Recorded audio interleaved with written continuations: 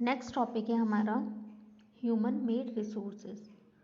Human मानव, made मतलब बनाना, तैयार करना, रिसोर्सेज दैट मीन्स संसाधन। वो रिसोर्सेज या वो संसाधन जो मानव ने, ह्यूमन ने अपनी नीड के अकॉर्डिंग क्या किया है, उसको मॉडिफाई किया है या क्रिएट किया है, बनाया है। ठीक है, तो उनको हम क्या बोलते हैं, ह्यूमन मेड रिसोर्सेज। ठीक है, नेक्स्ट लाइन देखिए, first line is a sometimes certain things found in nature in their original form have no usability or utility।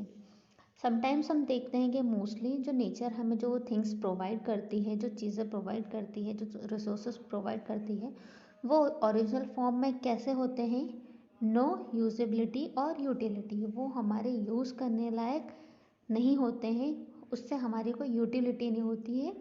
ठीक है, तो सीधे सीधे ये लाइन क्या बोल रही है कि नेचर जो जनरली क्या होता है कि जो रिसोर्सेज होते हैं वो हमें नेचर ही प्रोवाइड करती है, तो वो हमारे कौन से हो जाते हैं, नेचुरल रिसोर्सेज में आ जाते हैं। लेकिन वो रिसोर्स जो हमें नेचर तो प्रोवाइड करती है, बट वो ओरिजिनल फॉर्म में कैसे होते हैं, यूज़ करने लायक नहीं होते हैं, हमारे लिए उसकी कोई उपयोगिता नहीं होती है।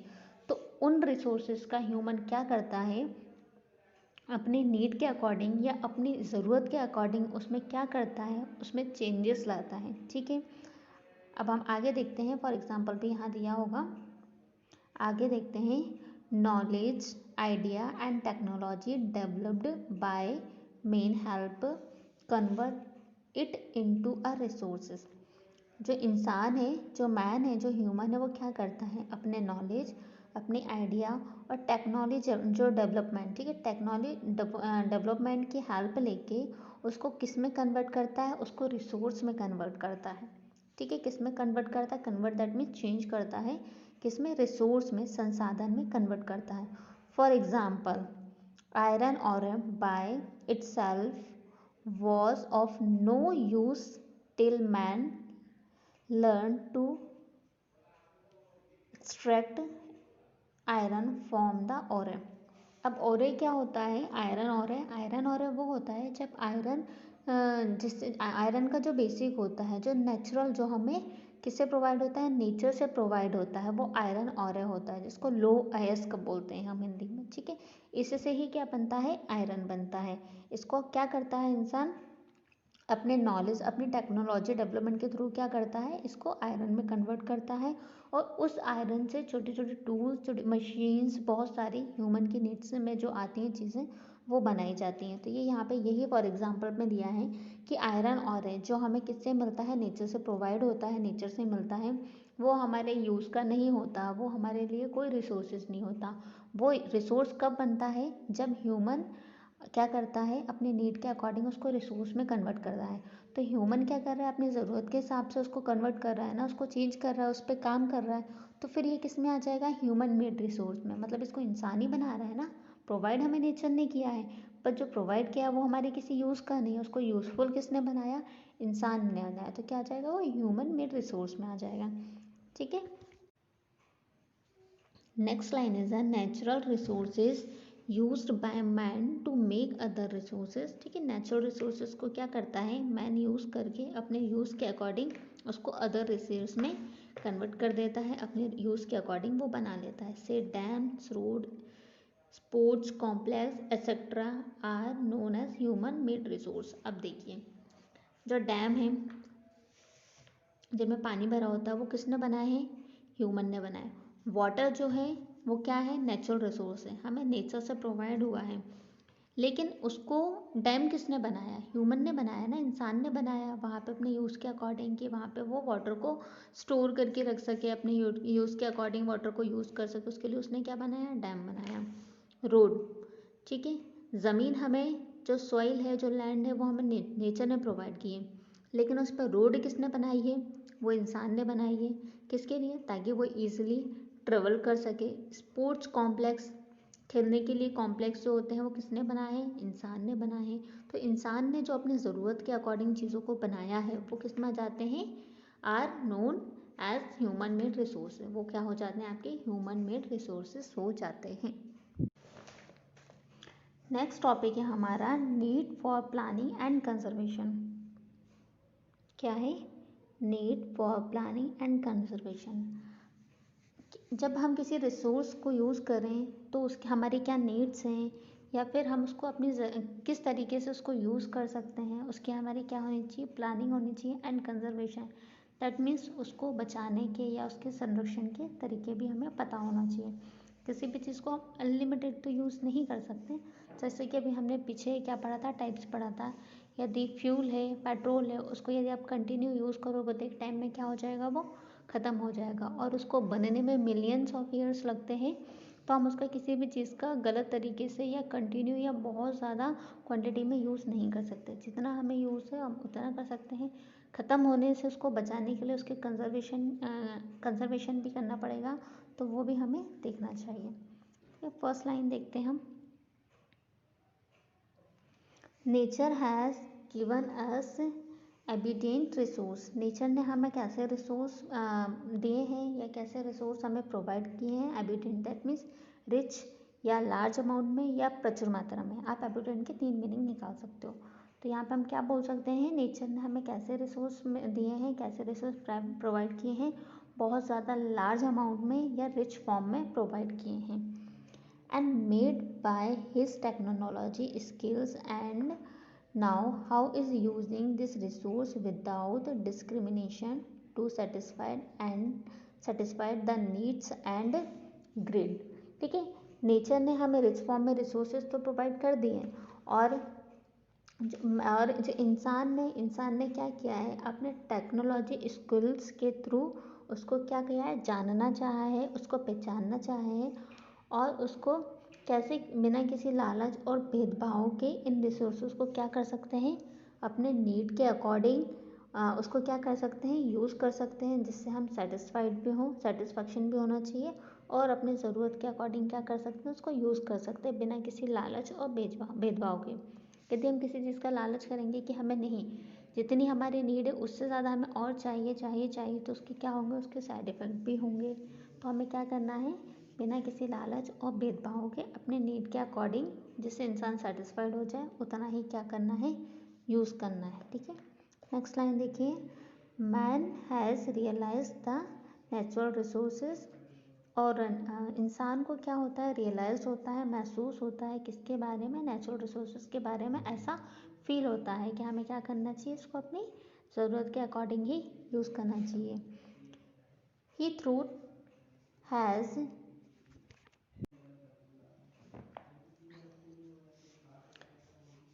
he thought was inexhaustible were actually being dependent at a rate dangerous for future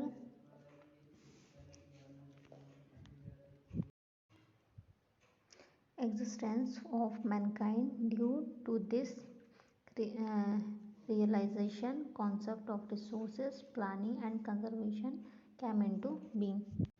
और ह्यूमन को रियलाइज्ड हुआ है, इंसान को रियलाइज्ड हुआ कि इसी रेट से यदि हम इन रिसोर्सेज को यूज़ करते रहें तो एक टाइम में क्या होगा, ये फ्यूचर के लिए ख़त्म हो जाएंगे। ठीक है, समाप्त हो जाएंगे, और ये क्या है, हमारे लिए एक डेंजर है। ठीक है, ये क्या है, एक डेंजर रेट। यदि इसी रेट से हम इसको यूज़ करते गए तो हमारे लिए क्या हो जाएगा, एक ये डेंजर रेट में आ जाएगा, जो कि इन फ्यूचर हमारे लिए क्या होगा, ख़तरनाक होगा। तो हमें इन सब को करने के लिए क्या करना चाहिए, एक तो हमारी कॉन्सेप्ट होने चाहिए, कुछ कॉन्सेप्ट होने चाहिए कि हमें रिसोर्सेज को कैसे यूज़ करना है, ये हमारी प्लानिंग होनी चाहिए। और यदि वो ख़त्म हो रहे हैं तो उसके कंजर्वेशन के लिए हमें और कौन कौन से काम करना चाहिए, उसकी भी प्लानिंग हमारे पास होनी चाहिए। नेक्स्ट पैरा है, some of the reason of resources planning and conservation are resources scarcity and depletion, increasing demand, over utilization, population and global ecological crisis। ठीक है, some of the reasons for resources planning. ठीक है, resources जो की planning के लिए तो some reasons हैं। ठीक है, और कंजर्वेशन, हमें उसकी प्लानिंग क्यों करना चाहिए और उसका कंजर्वेशन क्यों करना चाहिए, क्योंकि अभी क्या हो रहा है, इन रिसोर्सेज का डिप्लेशन, कमी होती जा रही है, और क्या हो रही है, इंक्रीजिंग डिमांड, लोगों में इसकी डिमांड बढ़ती जा रही है। ठीक है, ओवर यूटिलाइजेशन, लोग उसका बहुत ज़्यादा यूज़ कर रहे हैं, ओवर यूटिलाइज कर रहे हैं। और ये सारी प्रॉब्लम किसके कारण आ रही हैं, बढ़ती हुई पॉपुलेशन, जिस रेट से पॉपुलेशन बढ़ रही है, जनसंख्या बढ़ रही है, पॉपुलेशन दैट मीन्स जनसंख्या, ठीक है, लोगों की संख्या बहुत ज़्यादा है इसको यूज़ करने के लिए, जितनी कि हमारे पास मटेरियल नहीं है उतना लोग उसको यूज़ कर रहे हैं, उसके कारण क्या हो रहा है, डिप्लेशन हो रहा है, कमी हो रही है और यूटिलाइजेशन बहुत ज़्यादा हो रहा है और मार्केट में क्या उसकी डिमांड बहुत ज़्यादा है। तो ठीक है, तो ये इन सब चीज़ों के कारण क्या हो रहा है, पॉपुलेशन किसके कारण हो रहा है सब, population and global ecological crisis that means संकट के कारण। ठीक है, तो हमें क्या करना चाहिए, जो हमारे नेचुरल रिसोर्स है या जो ह्यूमन मेड रिसोर्सेस हैं जो भी हैं उनके लिए क्या करनी चाहिए, उनके लिए यदि हमें उनकी ज़रूरत है उसके लिए हमारी प्रॉपर प्लानिंग होना चाहिए और उनके कंजर्वेशन के लिए हमें क्या करना चाहिए, कदम उठाने चाहिए।